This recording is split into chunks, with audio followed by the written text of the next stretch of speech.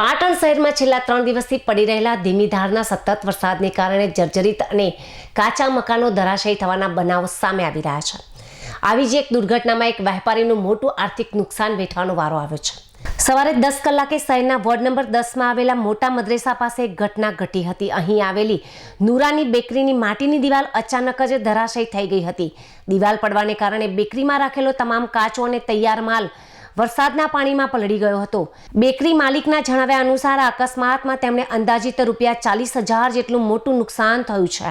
પીડિત વેપારીએ વહીવટી તંત્ર સમક્ષ આ નુકસાનીનું વળતર ચૂકવવામાં આવે તેવી આશા પણ વ્યક્ત કરી છે। ચોમાસાની હજુ તો શરૂઆત જ થઈ છે, ત્યાં જ મકાનો પડવાનો બનાવો શરૂ થતાં પાટણના રહીશોમાં ચિંતાનો માહોલ છે। શહેરીજનો માંગ કરી રહ્યા છે કે પાલિકા તંત્ર દ્વારા તાત્કાલિક સર્વે કરી પડવાના વાંકે ઉભેલા તમામ જર્જરિત મકાનોના માલિકોને નોટિસ આપીને આવા ભયજનક બાંધકામો ઉતારી લેવામાં આવે તો સ્થાનિક રહીશોના જણાવ્યા મુજબ પાટણ શહેરના ચાચરિયા વિસ્તારમાં આવેલા મોટા મહોલ્લામાં નાનુભાઈ દરજીનું મકાન અત્યંત જર્જરિત હાલતમાં છે અને ગમે ત્યારે પડી શકે તેમ છે।